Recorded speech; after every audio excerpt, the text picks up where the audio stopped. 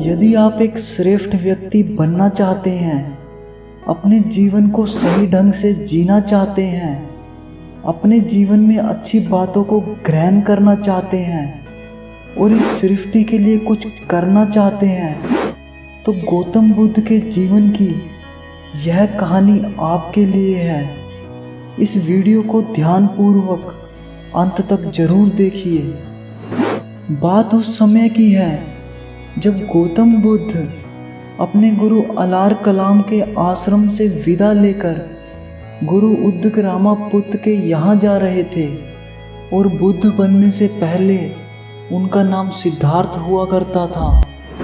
रास्ते में एक व्यक्ति से उनकी मुलाकात होती है। वह उस व्यक्ति से पूछते हैं कि मुनि उद्दकरामापुत्त का आश्रम कहाँ है। वह व्यक्ति उनसे कहता है, जी उनका आश्रम राजगृह से पूर्व की ओर है, आप इसी रास्ते से आगे जाइए।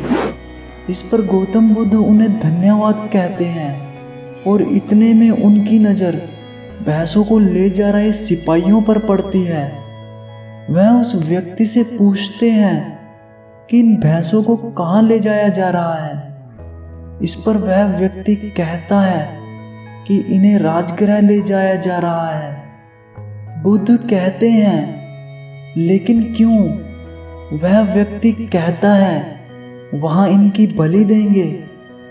गौतम बुद्ध भागकर उनके सामने खड़े हो जाते हैं और उन सैनिकों से कहते हैं, रुक जाइए, क्यों इन मूक पशुओं पर अत्याचार कर रहे हो? वह सैनिक गौतम बुद्ध से कहता है, हे साधु बाबा, हमारा मार्ग छोड़ो। बुद्ध उस सैनिक से कहते हैं कि मैं अपने प्राण त्याग सकता हूँ, लेकिन यह मार्ग नहीं छोड़ सकता। पहले आप यह बताइए कि इन निर्दोष पशुओं को कहाँ ले जा रहे हो? वह सैनिक गौतम बुद्ध से कहता है, इन्हें बलि के लिए ले जाया जा रहा है। गौतम बुद्ध कहते हैं कि तुम इन निर्दोष पशुओं का वध करना चाहते हो, क्या यही आपका धर्म है? लेकिन इन पशुओं की बलि देने से पहले आपको एक नरबलि देनी होगी, यह मेरा धर्म है। फिर वह सैनिक गौतम बुद्ध से कहता है, कौन देगा नरबलि? मैं। गौतम बुद्ध उस सैनिक से कहते हैं कि मैं दूंगा नरबलि। वह सैनिक कहता है, क्यों हमारे आड़े आ रहे हो?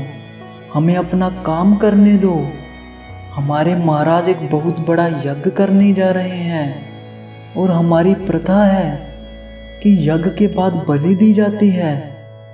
गौतम बुद्ध उस सैनिक से कहते हैं, किसने बनाई यह प्रथा? उसने जिसके सामने आप सिर झुकाकर नमन करते हो। वह सैनिक गौतम बुद्ध से कहता है, वो मैं कुछ नहीं जानता, हमें तो अपने महाराज की आज्ञा का पालन करना है। फिर बुद्ध कहते हैं कि मुझे मेरे धर्म का पालन करने दीजिए, मैं इन पशुओं को ले जाने नहीं दूंगा। जाओ और जाकर कह दो अपने महाराज से कि बलि के पशुओं को रोके एक सन्यासी खड़ा है, राम। वह सैनिक गौतम बुद्ध से कहता है, तुम हमारे महाराज को चुनौती दे रहे हो। गौतम बुद्ध उस सैनिक से कहते हैं, नहीं, मैं मानव धर्म का पालन कर रहा हूँ। फिर वह सैनिक कहता है, यदि हमारे महाराज का आदेश ना होता कि साधु संत का आदर करो, तो इसी वक्त आपकी गर्दन धड़ से अलग कर देता। बुद्ध उस सैनिक से कहते हैं, तो कर दीजिए। वह सैनिक जल्दी से अपने महाराज बिंबिसार के पास जाता है और उन्हें सारी घटना सुनाता है और कहता है कि एक सन्यासी रास्ते में आड़े खड़ा है। मगध के महाराज बिंबिसार हंसते हैं और कहते हैं कि मगध राज्य में हमारा शासन चलता है, यहाँ बड़े बड़े हमारे भैंसे घबराते हैं। वह सैनिक महाराज बिंबिसार से कहता है कि वह किसी से नहीं डरता महाराज, मरने से भी नहीं। मैंने उसे बहुत समझाया, डराया, धमकाया। वह उल्टा मुझे ही कहने लगा कि पहले मेरी बलि दो, फिर पशुओं को ले जाओ। बिंबिसार उस सैनिक से कहते हैं, इतना हठ, फिर तो अवश्य ही उनसे मिलना पड़ेगा। देखो मगध नरेश बिंबिसार के सामने इस तरह सर उठाने का साहस कौन कर रहा है। महाराज बिंबिसार अपने घोड़े पर सवार होकर वहां पहुंचते हैं। गौतम बुद्ध वहीं रास्ते में बैठे होते हैं और उनके पीछे महाराज बिंबिसार खड़े होते हैं और उन्हें कहते हैं कि यह मेरा राज्य है और यहाँ पर मेरा आदेश चलेगा। फिर बुद्ध कहते हैं कि असंख्य राज्य बने, असंख्य राज्य बिगड़े, अंत ही जीवन का परम सत्य है। बिंबिसार क्रोधित होकर गौतम बुद्ध से कहते हैं कि अब धर्म का पाठ तुम हमें पढ़ाओगे। बुद्ध महाराज बिंबिसार से कहते हैं कि धर्म के नाम पर यदि अधर्म होगा तो मैं उसका विरोध करूंगा। बिंबिसार गौतम बुद्ध से कहते हैं, यदि सन्यासी ना होते तो अभी तुम्हारी बलि चढ़ा देता मैं। गौतम बुद्ध महाराज बिंबिसार से कहते हैं कि सन्यासी की हत्या के पाप से आज मैं तुम्हें मुक्त करता हूँ। फिर क्रोधित होकर जैसे ही बिंबिसार गौतम बुद्ध के सामने जाकर तलवार निकालते हैं तो वह चकित रह जाते हैं और गौतम बुद्ध उन्हें देखकर कहते हैं, महाराज बिंबिसार आप। बिंबिसार के हाथों से तलवार छूट जाती है और वह रास्ते में बैठे हुए गौतम बुद्ध को उठाकर अपने गले से लगाते हैं और उनसे कहते हैं कि सिद्धार्थ तुम सन्यासी, इतने बड़े पाप से आज तुमने मुझे बचा लिया।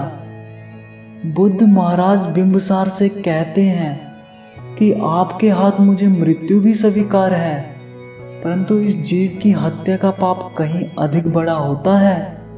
प्रश्न यह नहीं मित्र कि मैं जीऊं या मरूं, प्रश्न यह है कि जीवन और मरण के इस चक्कर से मुक्ति का तो कोई मार्ग है।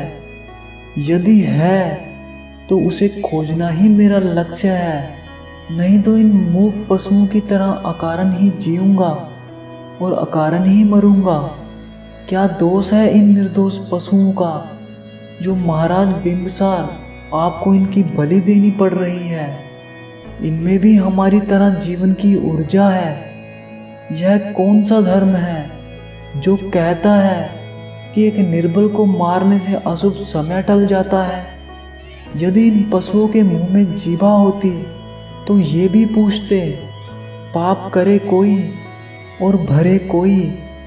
यदि ये धर्म है तो आज एक निर्बल सन्यासी आपसे कहता है कि यह अधर्म है। यह सुनकर महाराज बिंबिसार लज्जित हो जाते हैं और कहते हैं कि आज मेरे मित्र ने मुझे अधर्म से बचा लिया।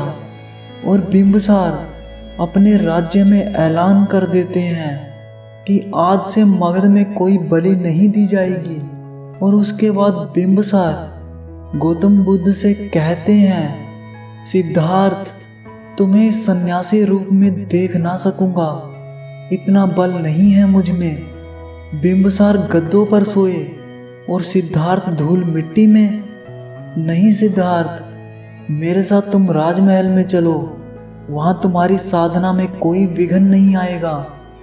इस पर गौतम बुद्ध कहते हैं, नहीं, जिस तरह आज मैंने इन निर्दोष पशुओं को बचाया, इस प्रकार असंख्य मनुष्य पशु हैं, जीवन के दुखों से जूझ रहे हैं। इतना कहते हुए बुद्ध कहते हैं, सर्वम दुखम दुख, इस पीड़ा, इस दुख का अंत मैंने पा लिया तो मैं सारे जीवों को शांति के मार्ग पर ले जा सकूंगा। बिंबिसार गौतम बुद्ध से कहते हैं, औरों के दुख दूर करने के लिए अपने सुखों की आहुति देने वाला मैंने आज तक नहीं देखा। तुम जैसी महान आत्मा ने मित्रता कर मुझ पर कृपा की है। सिद्धार्थ महाराज बिंबिसार से कहते हैं कि अब मुझे जाने की आज्ञा दीजिए। महाराज बिंबिसार सिद्धार्थ से कहते हैं, बिंबिसार इतना मूर्ख नहीं सिद्धार्थ। जिस तरह खिलती धूप को मुट्ठी में बांधा नहीं जा सकता, उसी तरह तुम्हारे इस अलौकिक चित्त को मेरे जैसा निम्न व्यक्ति क्या रोक सकेगा। और इतना कहकर बिंबिसार सिद्धार्थ से एक वचन लेते हैं कि जब भी तुम्हें मुक्ति का मार्ग मिल जाए तब उसका ज्ञान देने के लिए बिंबिसार के पास आओगे। सिद्धार्थ उन्हें वचन देकर चले जाते हैं। इस कहानी से आपने बहुत कुछ सीखा होगा। वास्तव में जीवन जीने का सही अर्थ ही यही है कि किसी को बचाने के लिए अपने जीवन की परवाह भी ना करना। धन्यवाद।